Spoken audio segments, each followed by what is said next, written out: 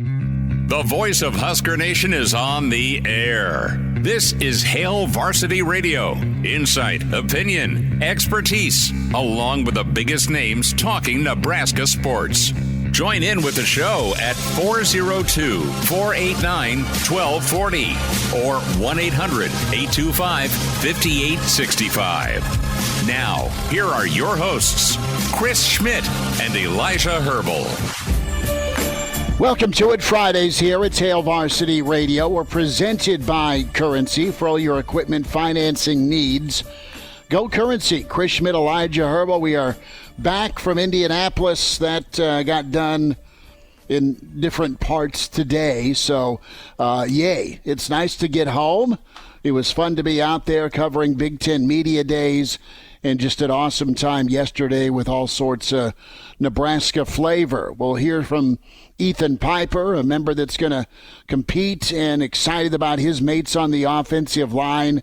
We had so much yesterday, we didn't have enough time to get everybody covered. So Ethan Piper was fun to sit down with. You've seen a little bit of his clip on the affinity for Rocky and working out on the Hail Varsity Radio and Hail Varsity Twitter feed. So hopefully you've seen that clip and a lot more in-depth thoughts from Ethan Piper on the offensive line. Our conversation with the Husker offensive lineman coming up in about 15 minutes. In hour two, Bill Doleman going to join us. And just because we had to trade planes and sit out a delay and then finally get back to the good life, Brady Oltmans is going to come on.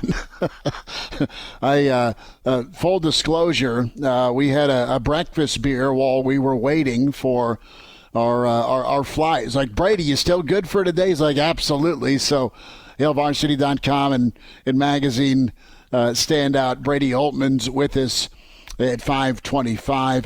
And then have we flipped a coin, Elijah? We had two really good interviews from Big Ten Media Days that were non-Nebraska centric. And we checked in with Blake Corum, Michigan's outstanding running back. You also have Mr. Williams from Illinois, who was a quarterback. He's part of that St. Louis recruiting scene that Illinois really had a good pipeline into when Lovey was coaching. And Williams has been really just fantastic. There's Nebraska questions for both those guys, but are we going to flip a coin or are we going to go with Corum and shelve Williams? We'll do some inside baseball on the spot right now. I think Corum's the pick for me today, and I'll tell you why, Schmitty.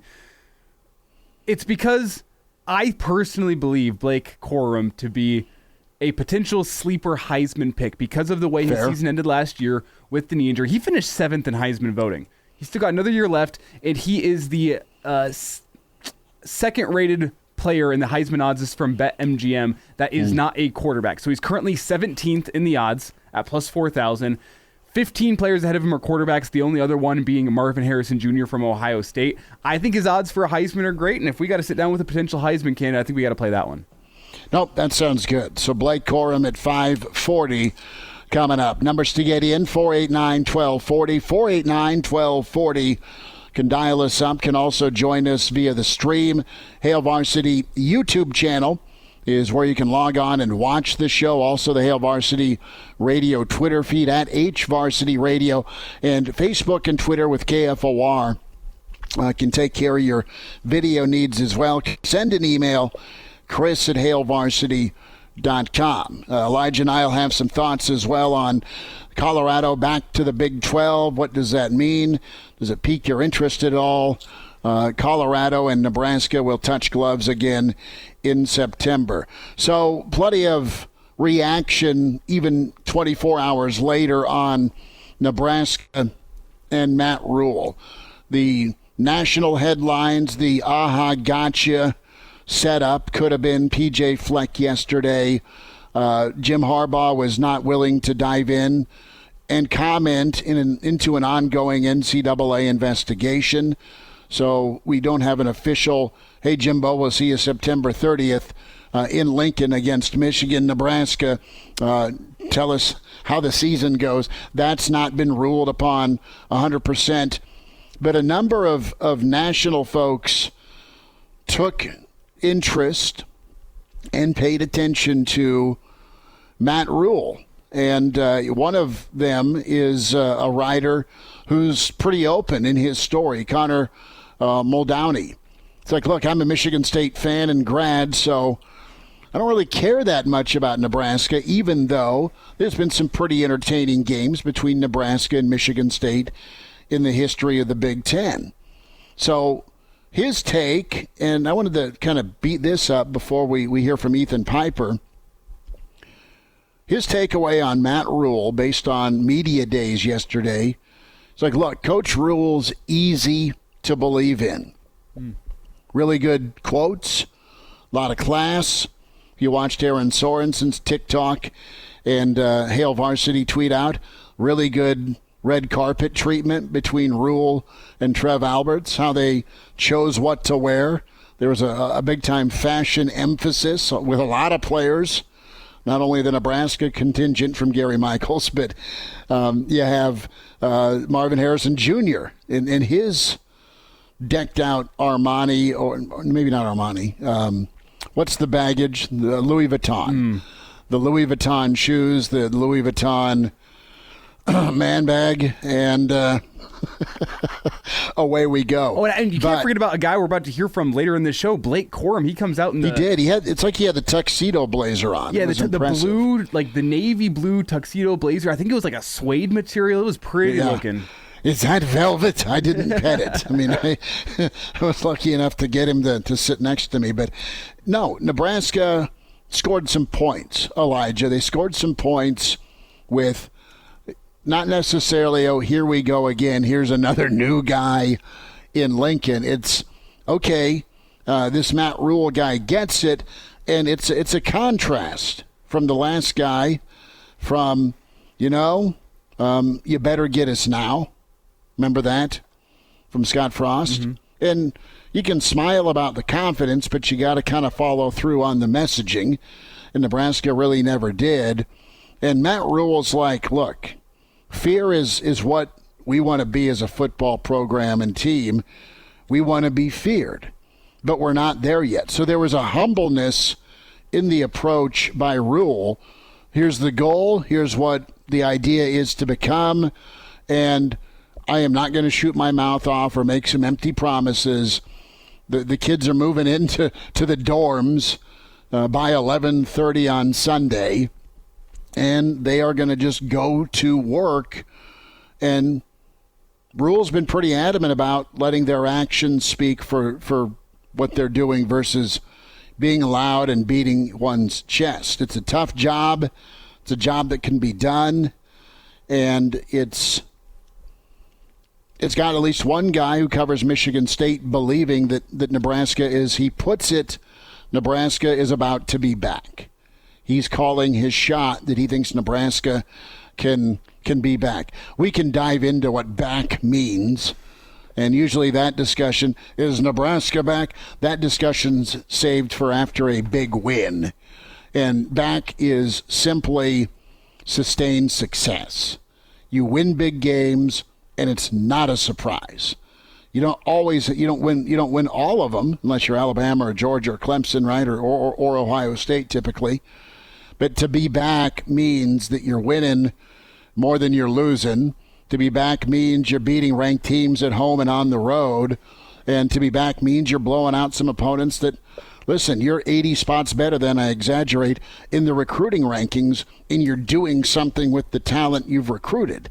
All of that comes into the orbit of what's back to me, and it's more than one season. It's more than one game. Mistakenly, you saw Texas screw it up in a Sugar Bowl just a few years back with Tom Herman as coach. So that's the back discussion for me. But with Nebraska, Elijah, we talk about being feared. And there's two types of feared football teams, to me. One is the team you don't want to play because, well, they are underachieving. They're in spoiler mode. They've got that nothing to lose mentality because the season's lost. Oh, so the 2021 Huskers is what you're describing here. And they have talent, and they are good, but they're going to get in their own way. Yep. There's the man, this team scares me because if they put it together, what the hell are we doing losing to a 5-7 football team? Says the coach with the small number next to his football program's team's name, right? That to me is one fear factor. The other is, a team that is going to line up, is good, and is physically dominant. Fear is 1995 Nebraska. Fear is Arizona State coming out of the tunnel in 1995, waving this bring the pain flag. Trust me, they were doing it. And then they saw Nebraska walk out, and it was over. It was over before kickoff, and Nebraska put up 77 that Saturday. That intimidation and then follow through with the ability, being great at football, that's the fear factor. And I think from a physicality standpoint, that's kind of that's the off ramp to me with the fear word, is you are going to be a physical, dominant, really good, nasty football team. Not dirty, but nasty, as to where you will physically beat somebody up, and that goes to the fourth quarter topic. Well, and I think it's important to note the combination of the physicality and the skill, because we were talking with Jay Higgins just the other day, Big Ten Media Days, and he said, you know what you expect from Nebraska at the end of November? They're a physical football team. It's going to be a black and blue game. You're going to be leaving with bruises. Do you think the Iowa football team was fearful of Nebraska for the past couple of years, though? I don't think so. It's more than just physicality. Like, the team I think of in terms of being feared, and I'm going to go outside the conference because it's easy to say your Michigans and your Georgias. I want to go to Utah in the Pac-12. Fair. Because that USC team is a team that is a great example of a team that is very good but is not feared. You know, that USC team, they're going to beat your speed. There's a softness / finesse, too much finesse to them. Their way to beat you is, well, we're going to outrun you and you're not going to catch us. It's hard to hurt what you can't hit. Meanwhile, Utah's like, bring it, baby. I mean, we're just going to run downhill. USC played like they were fearful of that Utah team twice last season. Yeah, they wanted nothing to do with tackling any of the Utah ball carriers, period. Mm-hmm. And that's a good image, is that Utah run game against a USC defense where, I can't pull a flag, I've got to tackle the guy? I mean, realistically, whenever you look just on paper at those two teams, you would think it'd be Utah that'd be fearful of just the weapons that USC has. They had a Heisman Trophy, or a future Heisman winner or trophy winner, playing quarterback. You have a great wide receiver in Jordan Addison. You have speed all over the field. 4 stars and 5 stars everywhere on that USC roster. But it was USC that looked like they were fearful of Utah. I think that's important to note whenever you talk about the fact that Matt Rhule, that's kind of his definition for getting Nebraska back to where it should be, is Nebraska feared. It's more than just having talent on the field. It's more than just winning football games. It's also that brand of football that you play, and there has to be a middle ground between the talent on the field and the physicality. You can't just have physicality and expect to be feared. You can't just have talent and have speed everywhere and expect to be feared. You have to have both, and that's what Big Ten football is to me whenever you look at the conference. Wisconsin, they've been feared by Husker teams in years past. We've seen that. Iowa's been feared by plenty of teams within the conference in the past couple of years, and it's not because they're going 11-1 and 12-0 and they're going to be a college football playoff team. It's because they have that marriage between skill and physicality that just means, you know what, whenever you show up, it's going to be a damn football game. We're going to be black and blue, and at the end of the day, we're nervous about the result because of how good this team can be. Well, can you last as long as them or outlast them? You got to have that mentality, the blue-collar mentality. You got to be willing to be tougher than the opponent and outlast the opponent and know that you're going to trade blows with them and be left standing. I mean, when's the last time Nebraska's been feared on the football field? I mean, I think you got to go back to that 2010 team. You and I were talking a little bit about this off air when you had a defense that had Prince and Fonzie and Crick and then Levante. Think about that. And then you had a guy in an explosive offense with Roy and T Magic. I mean, and the big plays, the offense. I mean, that if you're a defense and you got to try and shut that guy down, the 90-yard touchdown runs, 2-play, 91-yard drive. I mean, that was a, it didn't end well for that team, but it was at different points in the season. I mean, they had it going. And I'd argue, that's 13 years ago. And I'd argue, I mean, a lot of people I think would go back to the 2009 team, but sure. Only half of your team, one side of the ball. The defense was what was really feared. Teams understood that if you could shut down Nebraska's offense, you could turn it into a defensive battle, and you could have a chance at winning that football game. It was 2010 where you started getting those weapons on offense with Taylor Martinez. You had Rex Burkhead on that 2010 team, Roy Halou on that 2010 team. Weapons on offense, a physical offensive line, and a defense that, while it wasn't as good as 2009, there was playmakers and physical guys all along that front seven. You had good talent in the secondary. That 2010 team is probably the last team and maybe the only team since 2001 that you can put down as a team that was feared from Nebraska. Well, we'll get into the Nebraska remnants from Media Day, what some others thought. We'll hear about that offensive line as Ethan Piper joined us in Indianapolis. We'll have that conversation on the way with Nebraska's guard from the wonderful city of Norfolk, where some of the Schmidts hailed from. That is on the way. We'll dive into Colorado, moving back into their old house. And Bill Doleman, Brady Oltmans sent to come. Hail Varsity with you on a Friday. We're presented by Currency. And now, back to Hail Varsity Radio. Back to it. It's Hail Varsity Radio. It's Nebraska Day here, day 2. Lucas Oil Stadium. Ethan Piper with us, part of the Husker offensive line. Chris Schmidt, Elijah Herbel. Ethan, thanks for making time. How's the Indianapolis experience been? It's been great. I didn't know what to expect coming out here, and it's far exceeded my expectations. Just the atmosphere out here with all the players and coaches. So it's been awesome.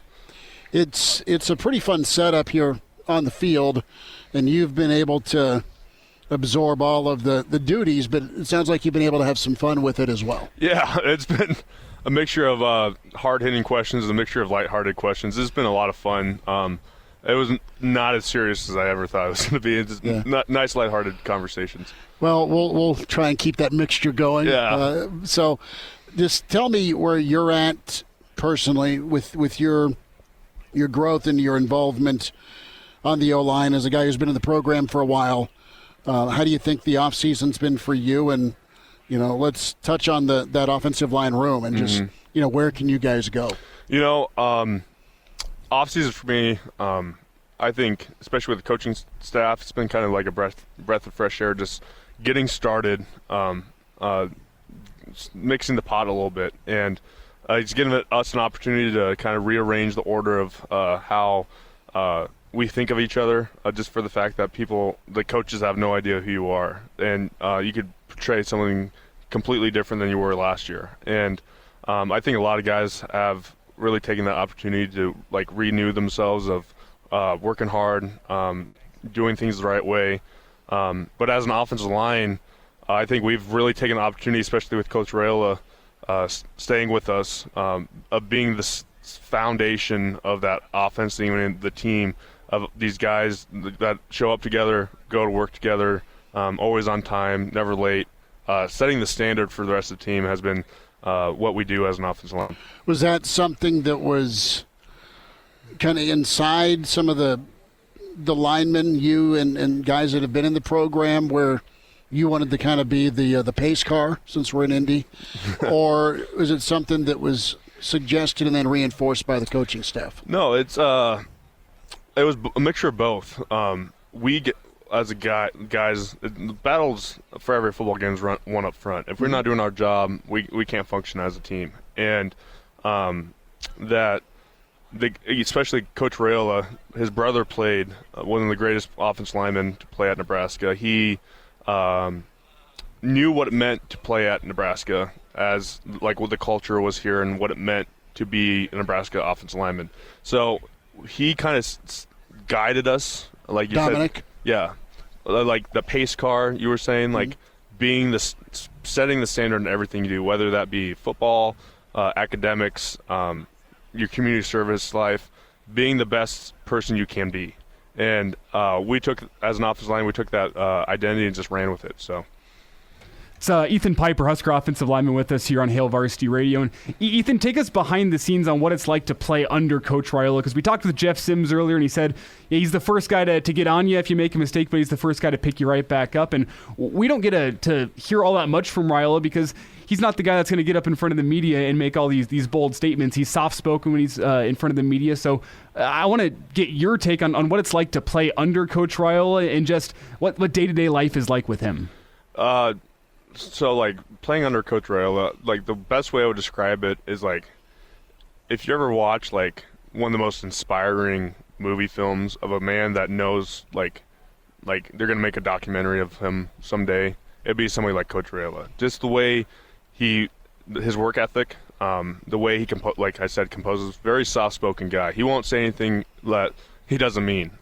And just a very high-character man that we have at Nebraska, and just playing underneath of him, all those qualities of him make him, it's so easy to play for him, and being able to go the extra mile, watch the extra hour of film, take a couple extra sets after practice, being able to do a couple reps in the weight room after a game or something. But and that just leads to greatness. Those extra reps, getting that 1% better every single day.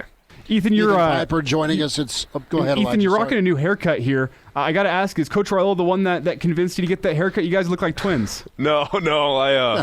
So usually before fall camp, especially as an offensive lineman, like I think there's a tradition kind of picking up because we used to shave our head, but individually as players. But like I think as an offensive line, we've been trying to shave our heads just for the fact that.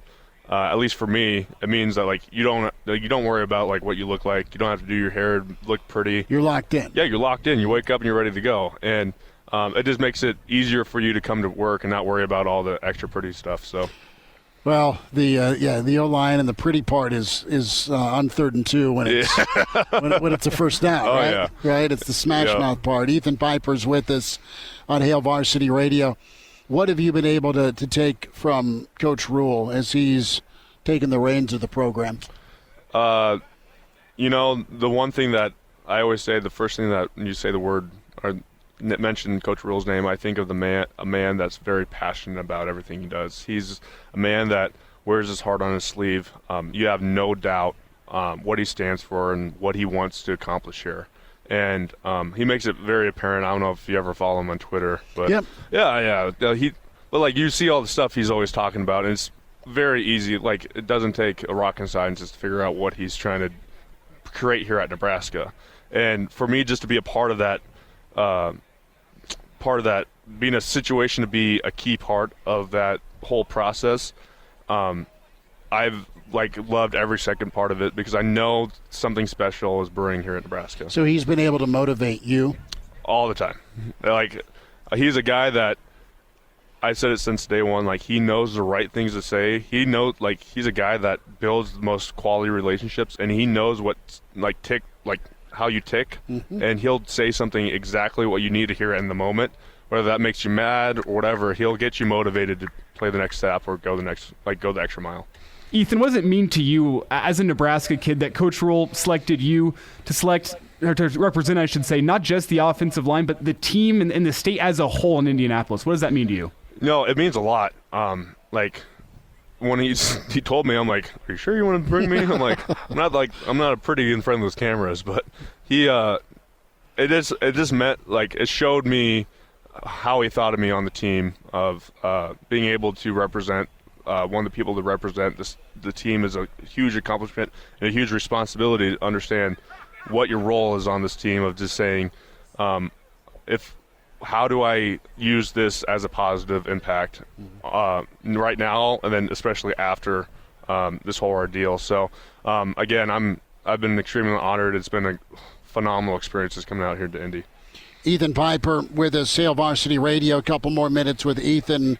As Nebraska here in Indianapolis, there's a lot of options, which is great from a depth standpoint on the offensive line. That said, guys want that starting spot. So how do you envision this fall camp going? And as you get ready for Minnesota, you got to be a good teammate, but you also want that spot to be locked down. How's that run? The offensive line room when it comes to support with one another? Yeah, so, especially when I get this question, everyone thinks that, you're always looking at the guy, is this guy going to take it over me?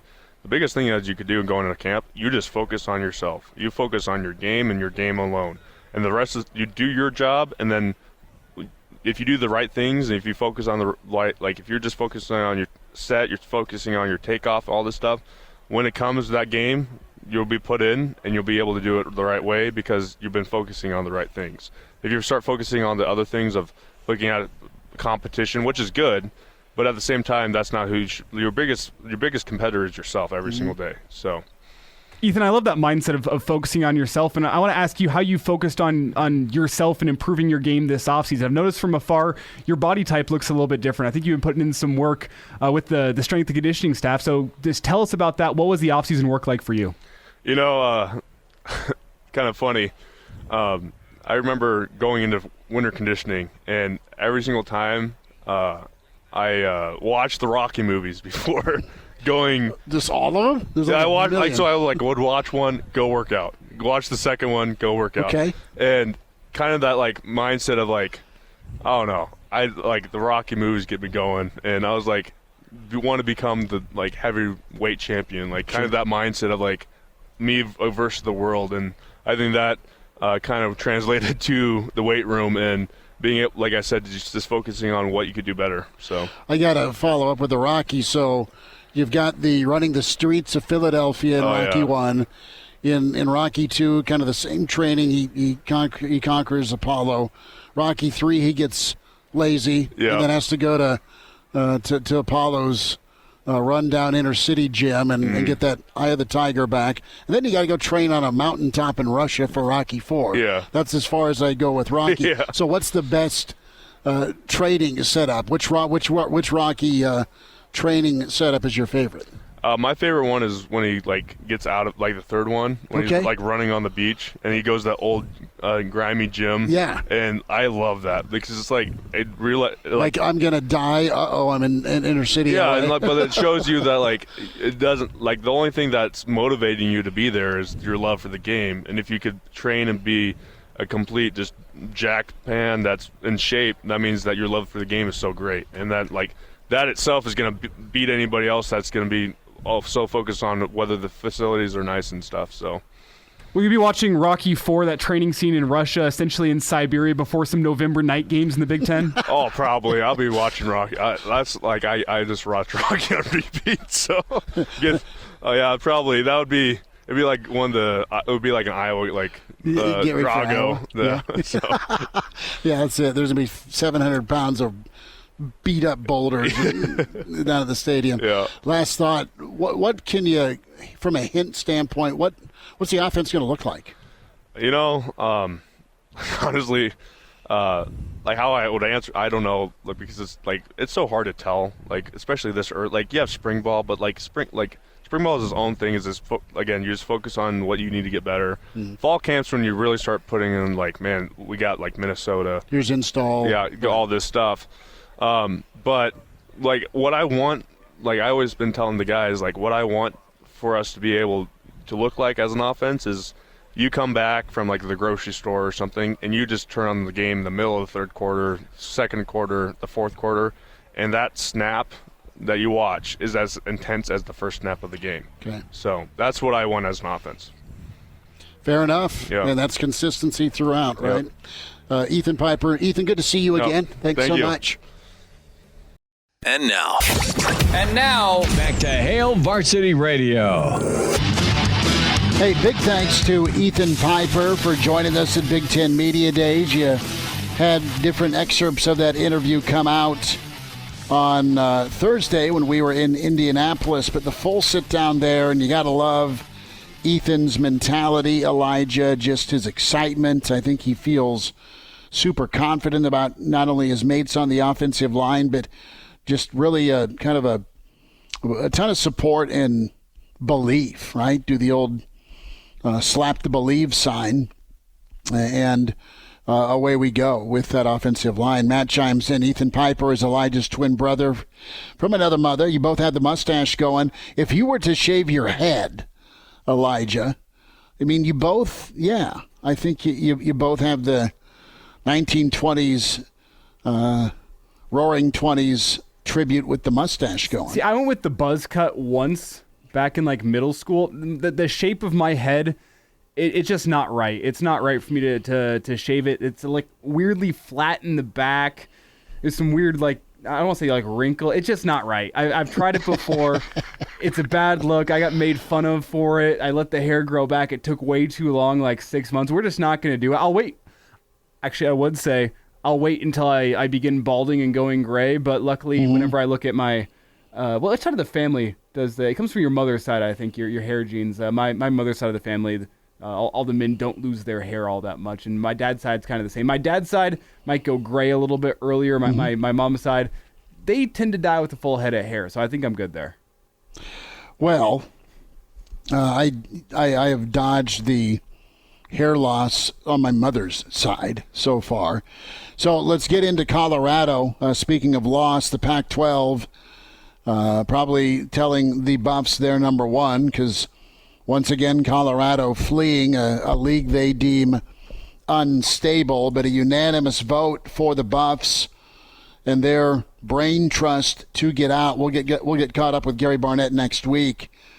But listen, from a standpoint of opportunity and stability, they're not wrong. They're absolutely not wrong to leave the Pac-12, who've had their media day sessions. It's come and gone. There's been no announcement by their new commissioner on a media rights deal that is going to keep them in the arms race of college football. You need monster media rights deals to help fund your main program that's your bread and butter and all the other programs for facilities and bells and whistles and just stature. Are you in the cool club of the river of money for your conference? Now, I look at this, and it's the Big 12's gain, and the Big 12 might keep on gaining in the form of Arizona State, Utah, and why not go get Washington and Oregon? Here's the question I have, Elijah. Is the Big 12's media rights share, which is what, about $31.7 million.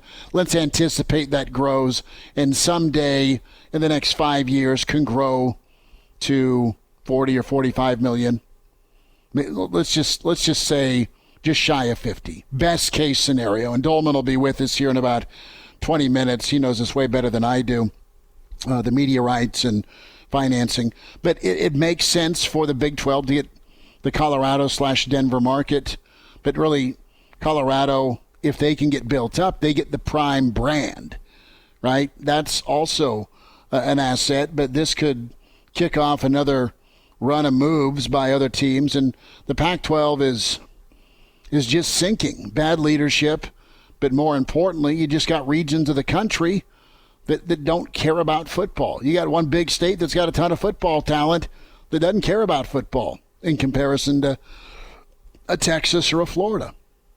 I mean, yeah, and you wonder, where does the Big 12 go? Because we had a report out from Brett McMurphy yesterday. I mean, the Big 12's at an odd number now whenever you look at 2024. They need to add at least one more. Sounds like that the Big 12 is looking to add 3. Whenever you think about that number, does it not make sense that they go try to add Utah, Arizona State? 3 teams from the Pac-12 that are probably going to be looking for a home. That's what the Pac-12 has come down to now. It's going to be teams looking for new homes. What's the reason to stay? I think Colorado is going to be kicking off a series of dominoes where people are going to want to get the hell out. I mean, it's as simple as that. They've been wanting to get the hell out, but they don't want to be first at the door, just like you don't want to be the first guy at the party. I mean, now, if I'm Washington and Oregon, I'm calling up Tony Petitti yesterday and saying, hey, what's it going to take for us to join the Big Ten? We don't need a full share right away. We know it's going to. Does that make sense to you or not? Let's have that talk. Let's talk about. We know Washington and Oregon as football brands, and even the cities. Well, the city of Seattle, and you have Portland and Oregon. Oregon's brand is big. Washington's a really good football team with what they've got going right now.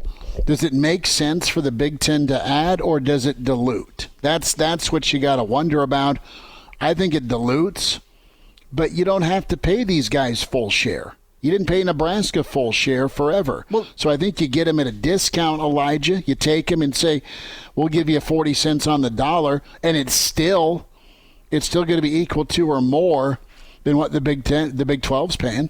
I think that Washington is not a diluter within the Big Ten if they're to make that jump with how much interest and fan support they've had in football over the past 15 seasons. They're at that level. Washington, I'm not so sure about. They've had some successful teams. Kellen DeBoer looks like he's got them on the upward trajectory. You mean Oregon's a brand worth getting? Oregon's a brand worth getting, and then you have to add a second. So who's that going to be? Is it Washington? Is it Utah? I think Washington makes a little more sense than Utah with some of their history, but you need to add a second. Well, if I'm Utah, I could go kill it in the Big 12, in the new Big 12. I'm talented. I'm physical. I still got a really good coach in Whittingham. I think that's doable. Let's squeeze in a phone call here real quick. Who's with us? We got Paul in Lincoln. Paul, thanks for calling. Welcome into Hail Varsity. Nope. We're good as far as the western boundary, shall we say. We're going to go with East, young man. And there's only two teams that I can think that would actually help us at this point. Notre Dame and who? Boston College. You say Boston College? Market. I don't know that you need markets anymore with streaming. There's that, but you want the eyes from around there. You want more populace from up there, and that's a very populous area. It is. I just don't know that college football is pretty regional, and I don't know that New England's a monster college football mecca. I know that Flutie and BC was great, but I don't think you go get Boston College, especially if you get Notre Dame. Go get me Miami. Go get me Miami. Second going to be. Answer your question. Go get me Miami. Go get me Miami. No. You don't want any of that dumpster fire. Paul, get me Miami. Get me Notre Dame and Miami. You get nothing, sir. Thanks for calling. Appreciate it. Here's the thing. I don't dislike either team, and I think it'd be fun playing them.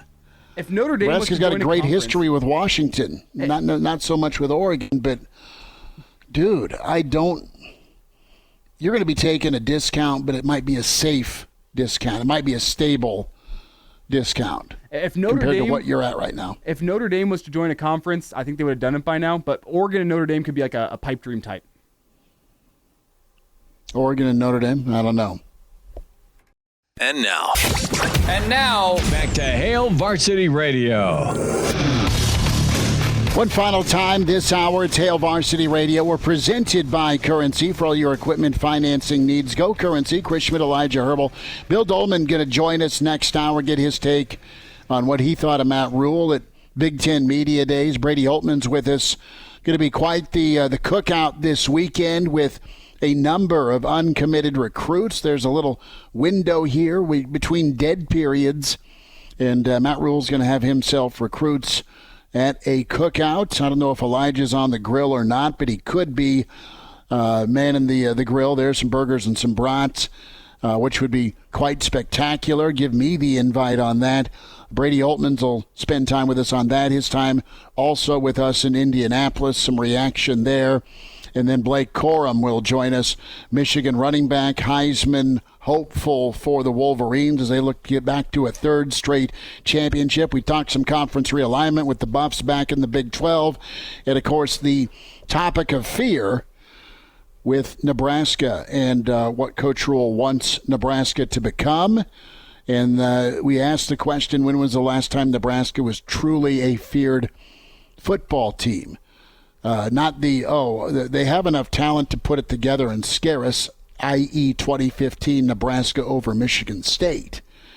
We're going back to an offense and a defense that was incredibly explosive in 2010, a defensive side of the ball in 2009 with Sue, and then the team that just scared people coming out of the tunnel, Nebraska 95. So there's been instances of fear and greatness, but it's easier said than done, and just a different approach with Rhule.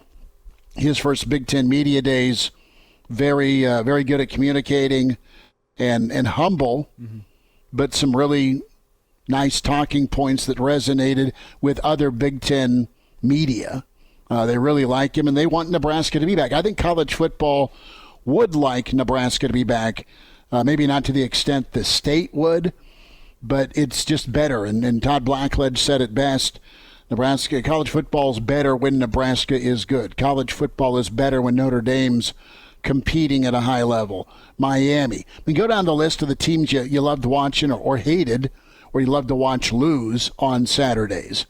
And Nebraska, one of those iconic brands and teams that made college football great. So Rhule going to make sure he gets off on the right foot. It's dorm days for Nebraska on Sunday as they move into hunker down with fall camp. Can get some emails read here next hour as well. Chris@HailVarsity.com. More of your comments we'll get to in the stream as well. Can watch the show on the Hail Varsity YouTube channel and the Hail Varsity Radio Twitter feed at HVarsity Radio. Podcast, Spotify, iTunes, Google Play. If you missed any of our coverage from Big Ten Media Days, either video, those live interviews, those video interviews, or the audio portion, Spotify, iTunes, Google Play, the way to go. Is it going to cool down at all this weekend? Yeah. I mean, the heat advisory is supposed to go away tonight, correct? Yeah, it's low 80s. I'm going to be hitting the smoker tomorrow. I'm currently, I shouldn't say currently. Are you doing another pork butt? Within the past couple hours, I've been texting my roommate about going and picking up some beef short ribs, getting those ready to go. I know that's a long smoke. I can throw them on before the Saturday, or I should say the weekend edition tomorrow morning. And get those ready to go for Bud Crawford, Errol Spence, as well as Are you getting UFC it? Fight. We'll see. I think I'm going to try to have some friends over so we can all kind of share the cost of that fight. See how we can watch some UFC fights as well. It should be a good night of fights, both boxing and UFC tomorrow. Well, if you get it, shoot me a text. The voice of Husker Nation is on the air. This is Hail Varsity Radio. Insight, opinion, expertise, along with the biggest names talking Nebraska sports. Join in with the show at 402-489-1240 or 1-800-825-5865. Now, here are your hosts, Chris Schmidt and Elijah Herbel.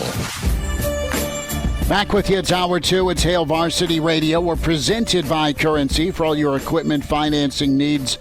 Go Currency. Chris Schmidt, Elijah Herbel, the pride of Fairbury, NBC Sports, the professor. Bill Doleman with us to kick off hour two. Billy D, we made it back from Indy. It's good to see you. You're doing your best Tennessee Friday. I like the orange. Good work. Super impressive. And we got a lot to tackle, my friend. How you doing?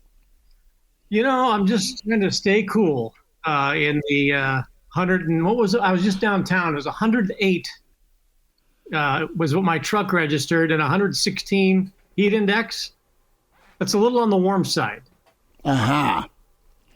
It is. It's garbage outside. That's the way it is. And welcome to near August in Nebraska. I will say I stepped outside briefly during our commercial break there just to get a feel for it. You were having a heater, weren't you? No, not at all. You would be able to hear that. I'd probably be coughing up a lung right now.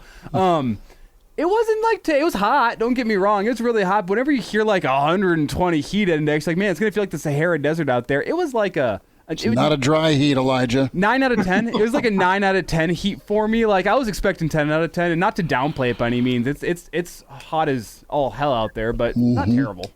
And if you'd gone outside, they have a heater, you'd have come back in sounding like Schmitty. Or Connor Clark. Wheezing all the time.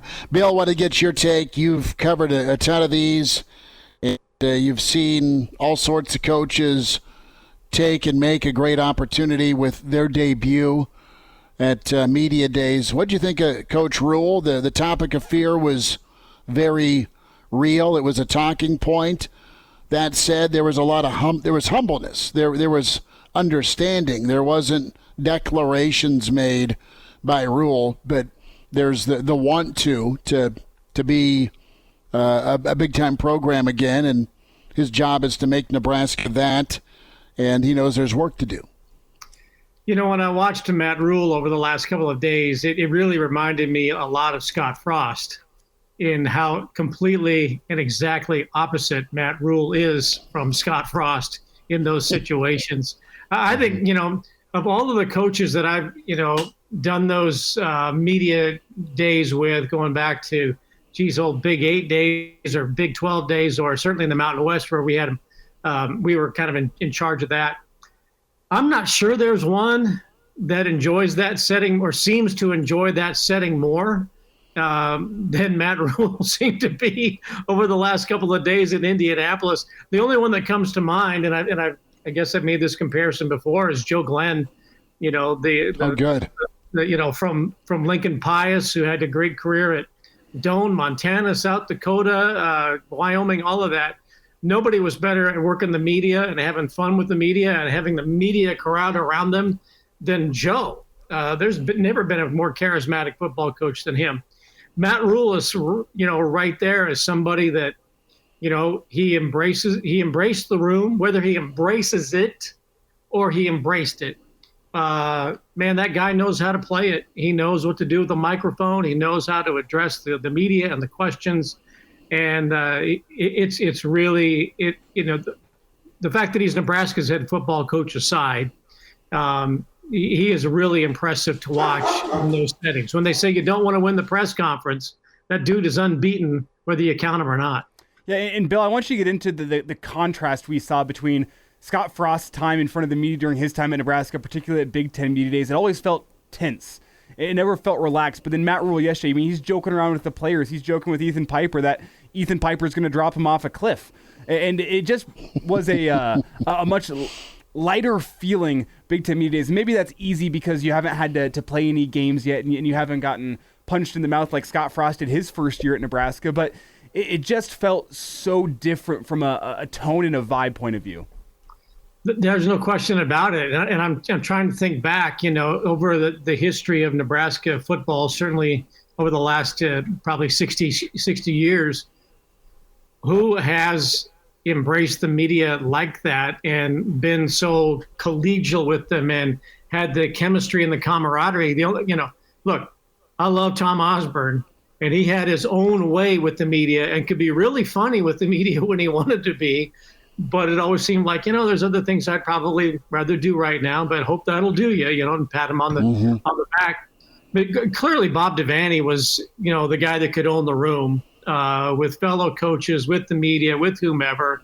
You could have had Big 6 media days or Big 10 media days at the Legion Club on O Street, and everybody would have had a grand old time, right?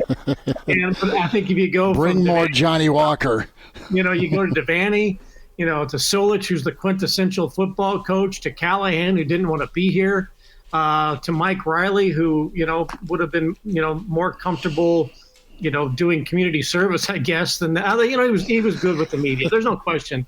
Mike Riley was good with the media and is a very decent gentleman. But in terms of charisma, Matt Rhule is probably on the same stage with Devaney in that regard, and Joe Glenn. Bill, let's talk about the fear part of things. We were beating this up here about an hour ago. When's the last time you think Nebraska had a football team that was feared?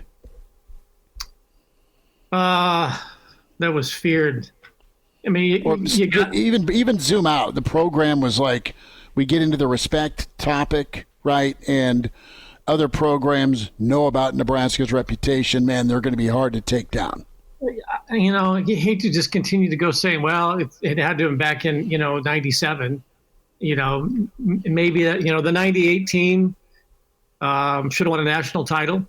The team that went to the Rose Bowl, look, they played a great Miami team, then, and forget that Colorado crap.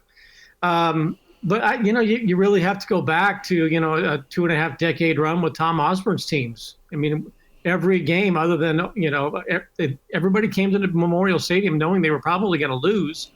And if they won, they probably really didn't know how it happened, other than Oklahoma. Oklahoma just knew that they had the confidence to beat Nebraska. And then, they make the change in the early 1980s and go to the option and, history is made. But I can't think of too many teams over the last, since the 4-year case of the flu, that Nebraska has been all that feared, other than people going, I'm afraid we better not make the same kind of mistake Nebraska did with its leadership. But I can't imagine any Nebraska team striking fear to the hearts of opponents or anybody than any team that walked onto the field with the Peter brothers, Grant Wistrom, and that offensive line. Well, Bill, that's fair. That's how Matt Rhule defines Nebraska being back, is to a point where they're feared by their opponents yet again. Is that how you define Nebraska being back? I mean, you could define it like Texas, where you have to go win one bowl game and now you're back. But how do you define Nebraska being back, in maybe not to a point of the 90s, but just back to a point where, it feels like Nebraska. Back to respectability. Well, if you want to get back to respectability, then you can point to the Bo Pelini teams. Bo was gruff. There's no doubt about it. But he did have some teams that were pretty nasty, right? And then would get after you pretty good. But I think, and the word fear, I think, I don't know, is just kind of there's a connotation to the old Oakland Raiders of Otis Sistrunk and Lyle Alzado and Phil Villapiano that I don't think Nebraska football is that. I think it's more respect. It's kind of the biblical fear that you respect the Lord.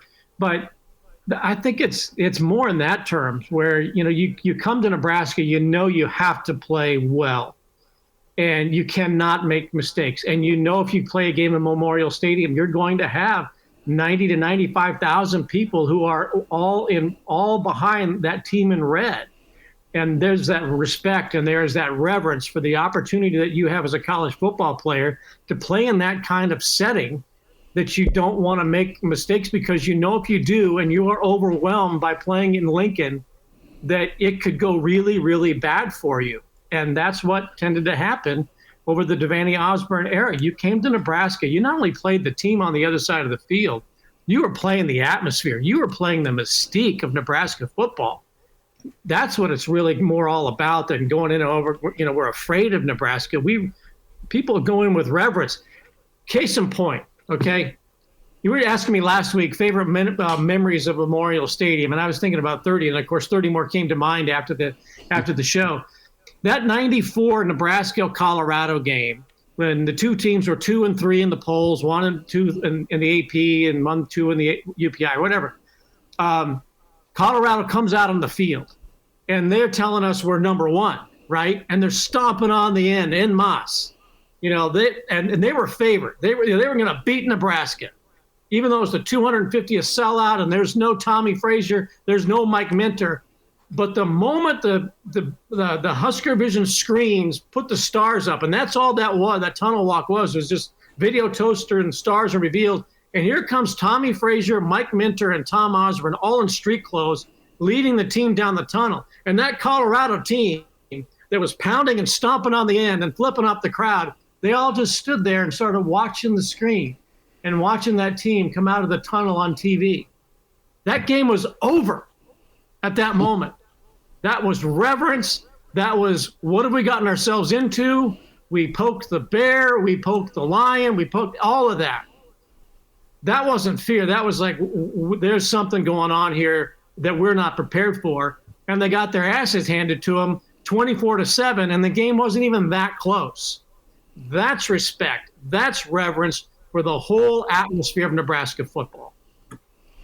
Bill, big moment. Absolutely nailed it there. I want to stick with Colorado and get your thoughts on their U-Haul back to the Big 12. U-Haul back to the Big 12 or a smoky VW van. With Spicoli saying, you hear that? That's my skull, brah. I'm telling you, there are people out there that had no idea they even went to the Pac-12, okay? So here's the deal. Here's some for generational. You're supposed to just eat half a gummy. here's a generational reference for folks of my ilk. There was a great sitcom several decades ago, the Bob Newhart Show. And that was when he was a psychiatrist. Suzanne Plachette was his wife. That show closes, and then they go on to do Newhart. and he's married to Mary Fran, and they own an inn in Vermont, right? And then that show comes to an end after about 9 years, and it had the best ending in the history of television.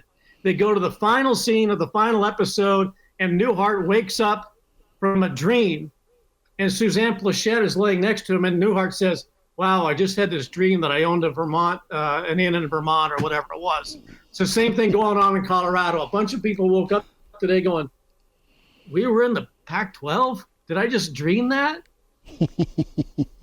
That's a good move for Colorado because, look, they're abandoning what is really a bad situation in the Pac-12. That can't be changed now. Here's what I think the Pac-12 ought to do.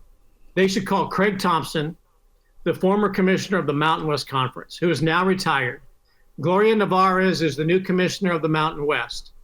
The Pac-12 should bring in Craig Thompson as some type of a mediator, savant, or whatever, and work out a deal so that whatever remains of the Pac-12 merges with the Mountain West Conference, because that's really what you have. Outside of Washington and Oregon, and let's face it, Utah, Arizona State are probably on the way out as well, okay? So that's why I say whatever's left, those two Arizona schools, Utah, that'd be a great move for the Big 12. That's going to dilute the money pie.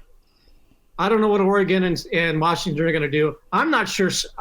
I'm starting to think that maybe Stanford and Cal are trying to are trying to like pull the plug on the whole thing and doing it behind the scenes to make it go away. Cal has to pay off its football stadium until 21-13. Oh wow!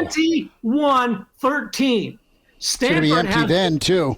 Stanford has averaged last year 29,000 people per home game.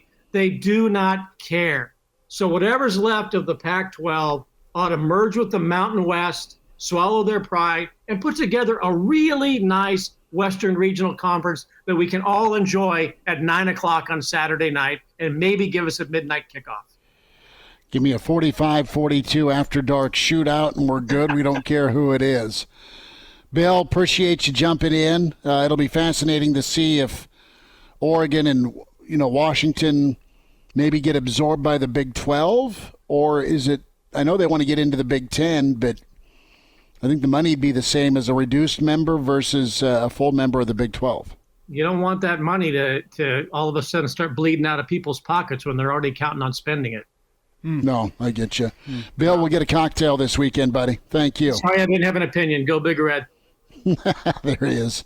Pride of Fairbury, NBC Sports. It's Bill Doleman and good stuff. And he knows the mountain well. And, yeah, you have some good coaches and some really competitive teams that are still alive. And what are they going to do? We'll figure that out with the rest of you. Once the moving trucks stop running. It's so funny. We don't know when that's going to happen. We're sitting here like, what should the Pac-12 do next? No, I don't think the Pac-12 knows what they should do next. No. Why should we give them any help? Brady Oltmans knows what's happening next on the recruiting front. He was in Indy as well. His impressions of Coach Rhule in Nebraska. Hail Varsity continues. Brady Oltmans on the way. And now, back to Hail Varsity Radio. Thanks for spending time at Hail Varsity Radio on a Friday, presented by Currency. Chris Schmidt, Elijah Herbel, and we say hi to Brady Oltmans. Says, Brady, that was a good breakfast beer this morning, man. It was an early flight, but we made it. We made it the life out of Indy, man. Hey man, if we've got to be at an airport before 7 a.m. and we've got a delayed holdover somewhere, I can't think of a better way to pass the time right there. We did. We bellied up. They looked at us judgingly, and then we're like, "Hey, we're thirsty," and I've heard somewhere along the way, "Don't drink the water." So we ordered a couple Coors, and it was good. Elijah, we thought about checking in and chiming in with you, but it was super early flight this morning. I was filling in for you on the morning show this morning. I think you know that I was awake. No, I know. But, I mean, I think we had to, because of the time difference, we had to really hustle. Okay. Or even before morning show early. is the way I'll put it. Brady, we'll get into the recruiting weekend here in just a moment, but overall takeaways, I know you had just incredible content with Hail Varsity and your coverage of Nebraska and Rhule and the players that showed up, and also had an ear open, too, for some of the other Big Ten squads that were on display. But just give me a thought or a takeaway from the last couple of days. It's a really considering all the conference realignment, it feels weird to call this like a new era of the Big Ten, but it really felt like this was the new chapter, or a chapter of something different with the Big Ten Conference. Not only do you have 3 first-year head coaches with Matt Rhule, Luke Fickell, and then Ryan Walters, who I was really impressed with him. And looking at his staff again, I think that he has potential to get Purdue sustainably to a good pattern of success there. And then you see Ryan Day kind of come in with the same kind of workman mentality. I think Ohio State obviously making the playoff. They've been playing at a high caliber. You think that they see them close and they want to get over that hurdle. Michigan kind of the same way. And, Jim Harbaugh, I thought of among the many things that interesting he had to say was, with the NIL landscape, saying, hey, let's let it work itself out, because do we know if it's broken or not? I mean, this thing's only been around for a couple of years now, and having reported on NIL and talking with people around, even some of them have said, hey, market value and things would work itself out if the NCAA intervention would kind of slow itself down. It's one thing in the free market space for things to work out, but it's another thing if somebody's trying to put their finger on the scale and change things. And then you got Mike Locksley saying, hey, we've built something in Maryland, and now we think it's the time that competing for a conference championship isn't out of line. And I thought that was really interesting. So there's just a ton of things to where it makes me think this season could be the start of a new somewhat era, or at least a new chapter in the Big Ten going forward. Well, Brady, as you talk about kind of the NIL factor, and you mentioned Mike Locksley, there's a report out this afternoon that Talia Tagovailoa turned down an offer of over $1 million to transfer to an unnamed SEC school, that from On3. And I want to get your reaction to that. That's kind of what the... wonder where. Yeah, I wonder where, Schmidt. That's 100% right. But I want to get your reaction to that, because there's legislation going through Washington. Obviously, you have the legislation proposed by both Manchin and Tuberville to put some limits on NIL and the transfer portal. I want to get your thoughts whenever you hear, you know what, Talia turned down over $1 million to stick around and stay at Maryland. I think it underlines that this really isn't a monolithic thing. I think the transfer portal and NIL it becomes kind of a boogeyman at some points. Some kids are going to take a big payday. Some kids are going to see that, 7-figure number, or wherever it is somewhere, and say, hey, you know what? Like, I'm going to get my bag here. I'm going to make the money. I'm going to get a car. I'm going to do all these things. And other kids see that as, if they don't respond well at the school, they don't like the coach, they see themselves being miserable there, I think there's a good amount of kids that'll just say no amount of money is going to help me do that. Even if I go somewhere and be miserable for a year, I'm not going to enjoy my football, which is what they're there to do. I mean, I think having talked to former players, I think there's a reason like Texas A&M had such a big exodus at a certain point after a big recruiting class. New Husker Elijah Judy said that, hey, I just didn't feel comfortable at A&M. I'm a part of that big class and just wasn't for me. You get there and you realize it's not what you think it's going to be. So, and I think there is something to the loyalty there. I mean, Mike Locksley he strikes me as the kind of coach, and hearing what his players had to say at media day, strikes me as the kind of coach that a lot of guys would really enjoy playing for. It just happens to be at Maryland, which doesn't have the same pageantry as some of its Big Ten contemporaries do. But I don't know. I mean, of course, I tend to say, all right, I'll take it with a grain of salt. The 7-figure offer, as reported today, is, I guess we'll see. But it's another one of those things where, is there a market for it? Sure, and the kid can play for sure, but it's going to take a little bit. For some people, it's going to take a little bit more than that to leave where they're at in a good spot. Do you like who you're playing for, or is it hazard pay to put up with a crazy guy on the sideline. And some folks say, you know what, there's no amount of money to put up with a crazed coach that has a bankroll. Brady Oltmans with us, HailVarsity.com and magazine, at Brady Oltmans on Twitter. It's where you find him. And Nebraska showed well. A lot of the national and even other media members covering Big Ten Media Days impressed by Matt Rhule. We kind of have gotten to know that and are getting, more and more comfortable around just his not only his drive, which I think you appreciate and respect as a Nebraska fan, but also just his ability to communicate. And he's gifted at it, and it really puts about everybody at ease. And most importantly, it puts his players at ease, at least from a transparency standpoint, Brady. But there's also, a business side to Rhule that I think the players also respect. He knows that he needs to get after him or will get after him, and they get the why part of it. Yeah, I still crack up about it sometimes because, Matt Rhule will say, like, did I do good out there? After to some of us reporters out hanging out there, he's like, did I do all right? And he considers himself, he doesn't like public speaking, but he comes by it honestly just from watching his dad growing up. Mm-hmm. And I think it's always easier to speak with conviction and to speak honestly like that when you believe what you're saying and when you're speaking honestly. And you hear enough Matt Rhule, over the years, you see the speeches, you talk to players and coaches that he's talked to over the years. There's nothing disingenuous about what he's saying.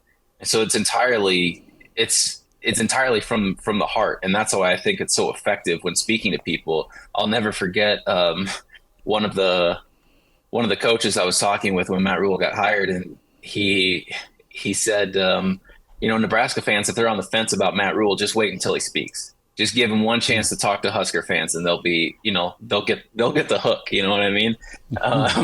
And it 100%. That day one, I think people saw, okay, give the guy a chance, and then obviously he does that at media days and shows everyone. You've got the workman, the day-by-day coach, the guy who believes in the work, the incremental efforts, steps to success of the day-by-day.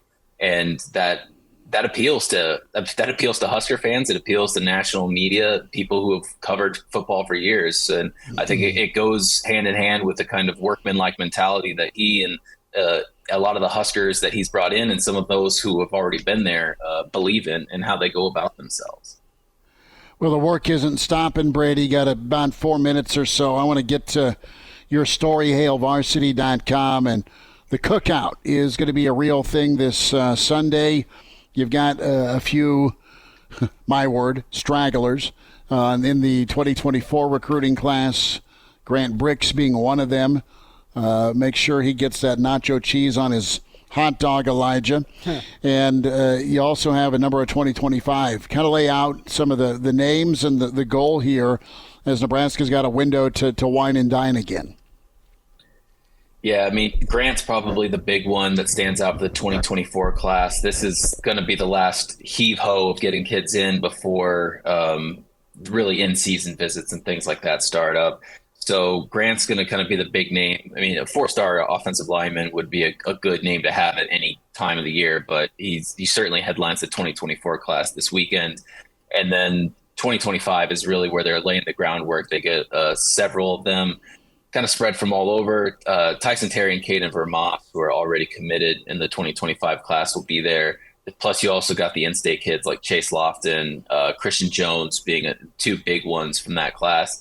And then you got national kids, the Isaiah Mosey from Lee Summit North, the Charlie Wolbon, the edge rusher from DeSoto, Kansas. And then you got Brock Heath, the offensive lineman from Blue Valley Northwest, who I believe is the youngest brother of Blake Lawrence, former Husker. So it's a lot of them are those who are evaluated in 2025 are 4-star, high-end 3-star kids. So this coaching staff is hoping to really put in the foundation to build good relationships there. It is like running into the morning, into the afternoon. So it's scheduled to end about the time that Husker Fan Day goes. So these kids visiting are going to get to see those lines form and how much Husker fans love their Husker football. And then the actual Husker football team will check in and get lined up into their dorms and ready for fall camp the very next day. You know, they're going to get checked in that night. So it's a big full day for Husker football, past and potential future. Brady, breaking news here, and I know you haven't had time to prep this. We haven't either. Bob Wager has stepped down from his position as Nebraska tight ends coach after he received a driving citation earlier in the week that has led to a removal from his position as tight ends coach. Josh Martin has been elevated to full-time tight ends coach. Your instant reaction to that? Well, it's certainly unfortunate. Having spoken with Bob Wager, I know he was excited for the position. He certainly has a lot of respect of the coaching staff at Nebraska, and then in Texas, everybody was knew that you knew the type of kid that Bob Wager would coach and what he would coach into players. I think people are looking forward to that. And then Josh Martin was in line to be the assistant special teams coach or a special teams analyst. He's the son of Texas High School Coaches Association president, Joe Martin, very highly respected there. So Josh comes from good pedigree. Certainly you'd think that if he got a position like this, it'd be under better circumstances. But now it's kind of a pick up the ball and run with it with a pretty talented tight end group to work with. Brady, well, we know you'll jump on this and have some reaction as well. Thanks for giving us a few minutes. Be sure to check in and catch up with Brady Oltmans, HailVarsity.com, and more on this story. We'll have some comments, some future comment. Brady, thanks again. Appreciate it, guys. Thank you. And now, back to Hail Varsity Radio. On the latest news on Nebraska assistant Bob Wager, and we just talked with Brady Oltmans, and Wager, a big-time assistant that came from the high school ranks in Texas to be part of Coach Rhule's staff. Really enjoyed Wager's presser when he first got hired. Look you in the eye, shake your hand type dude. And also coached Myles Garrett. I mean, that's his backstory, his backdrop. Lots and lots of success for Bob Wager in Texas, and was going to do work for Nebraska tight ends no longer. And here's the full statement that was released. We were in the middle of the interview, and I hadn't checked my email. Kudos to Elijah Herbel for keeping his eyes open and reporting this. So here is the statement from Nebraska Communications. This is the statement from football assistant coach Bob Wager to Coach Rhule and athletic director Trev Alberts. It is with great remorse that I resign from my position as assistant football coach at the University of Nebraska. Earlier this week, I received a citation for a driving offense that I regret immensely. I'm grateful for the opportunity extended to me and sincerely sorry for any negativity my poor decision has brought to my family, our team, our staff, and all those that I have disappointed. Respectfully, Bob Wager. And to your point, Elijah, Josh Martin elevated to full-time assistant as he'll be coaching the tight ends. That'll be his responsibility. Martin, his coaching experience with the football subdivision, coaching tight ends at both SMU and Arizona State. Martin joined head coach Matt Rhule's staff earlier this year as a special teams analyst.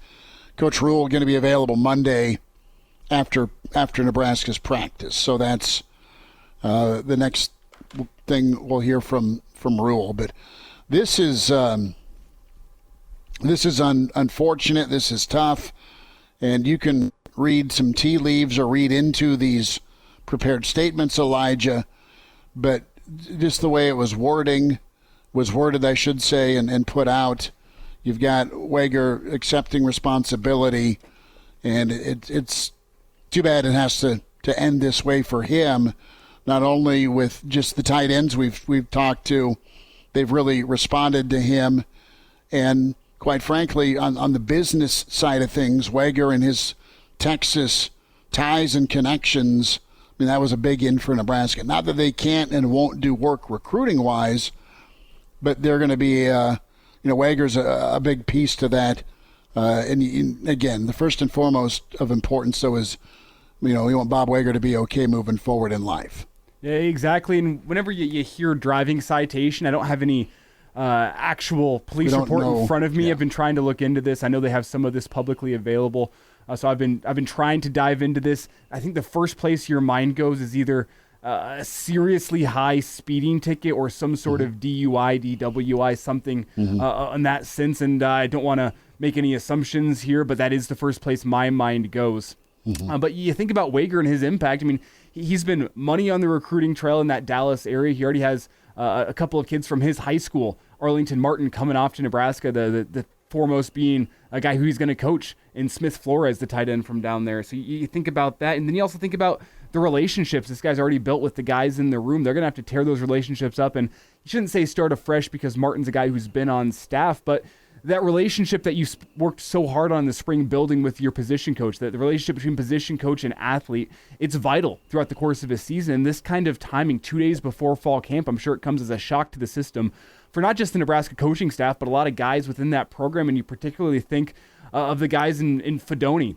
and Borkature and Eric Gilbert. And Gilbert's a guy we're not sure if he's going to be eligible to be playing this fall at all. He's got to get an NCAA waiver in order to do so. But he's been all over the place during his college career, looking for stability. Whenever you start out at LSU, you go to Florida for a cup of coffee, and then you're at Georgia, now at Nebraska. You're looking for a consistency, a guy like that. And now he's going to lose that consistency with the position coach that he had for almost 6 months at Nebraska. And you wonder about him, how he's going to respond to that because his college career has been full of turmoil. You think of Fedoni, a guy who's been working hard to come back from injury, multiple injuries actually during his Nebraska career, and the relationship you build and the trust you need to have with the tight end as you're trying to rehab and come back from an injury, and the trusting that guy has your best interest at heart as he eases you back into practice. All these relationships are now just being torn up by this news, and you feel for Wager as he gets the opportunity of a lifetime to come to Nebraska, and now that opportunity is out the window. And you also feel for a guy in Martin who now has to step into a really tough role,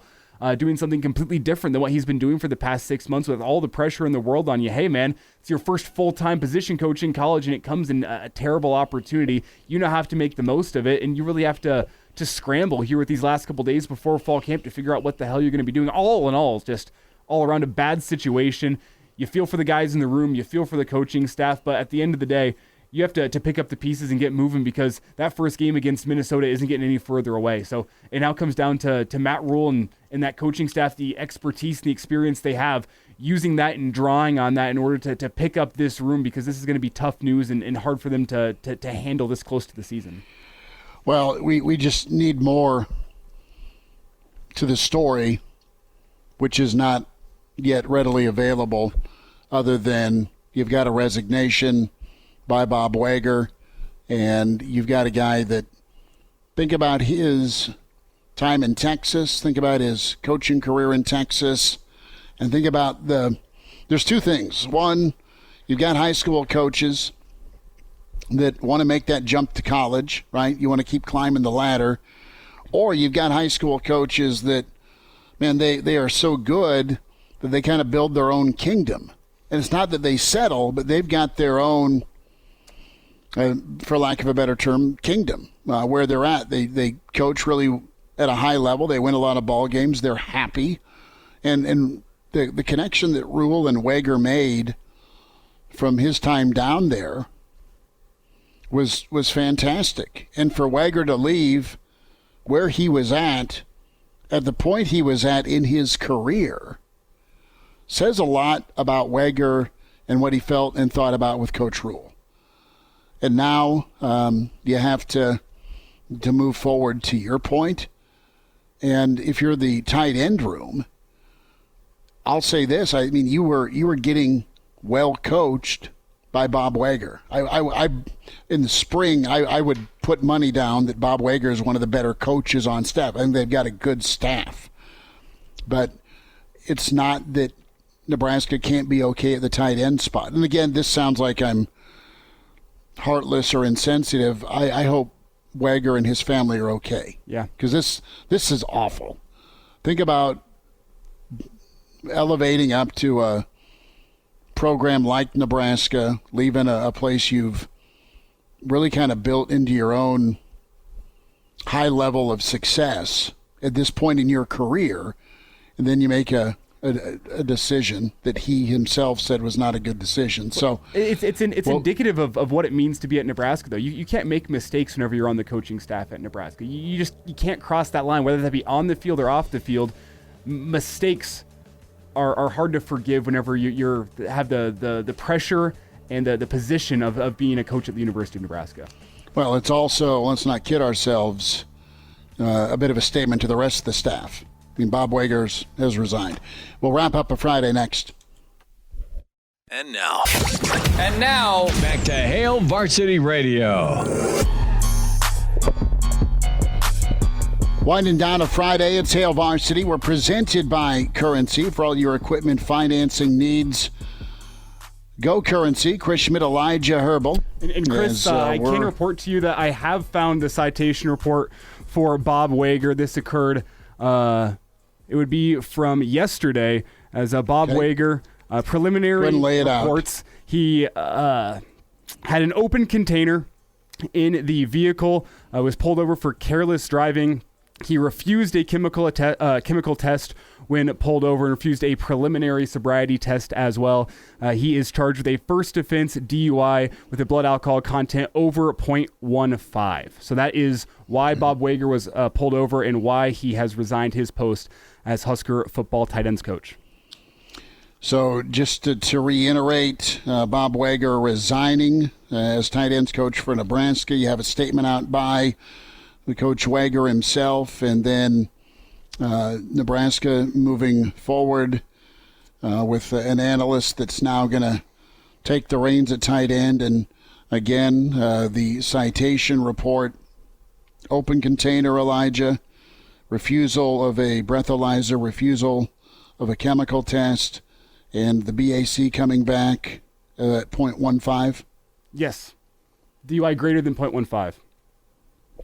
And this happened last night. I believe this came out from the Thursday, so I believe it happened on Wednesday. Okay. 7-26-23, 1:24 a.m., Arena Drive and Q Street. So in downtown Lincoln on, let's do some quick math here. Early Wednesday morning. Gotcha.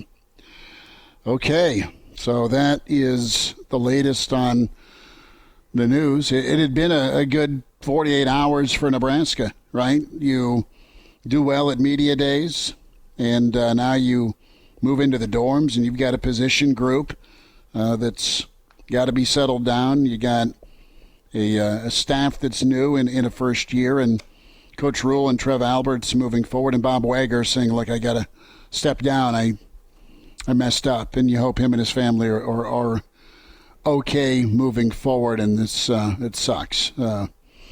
With the report we've gotten and the citation that you found. We'll have more thoughts on this. We'll get back to the weekend edition tomorrow with Hail Varsity, and you'll be able to watch and hear us tomorrow morning around 7:45.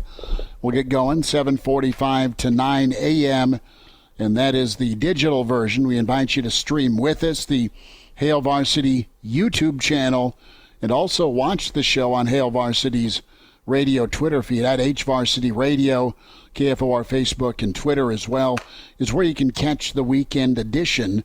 And as always, the podcasts are there, Spotify, iTunes, Google Play is where you can subscribe and log on there and catch the audio portion, the show you want to, I should say the entire show, or just the interviews or segments you want to hear. And if you missed part of our coverage at Big Ten Media Days, you are absolutely invited to go check out our one-on-ones with Coach Rhule, with Trev Alberts, and the three Huskers that made their way, Piper, Reimer, and, of course, Mr. Sims. Elijah, be good. Have a good night. I may be inviting myself over to see you tomorrow night so I can watch Crawford. Come on over. And you're like, dude, that'll be $89.95 at the door for you, Schmidt. We'll talk to you tomorrow morning with the weekend edition. Thanks for tuning in to Hail Varsity, presented by Currency.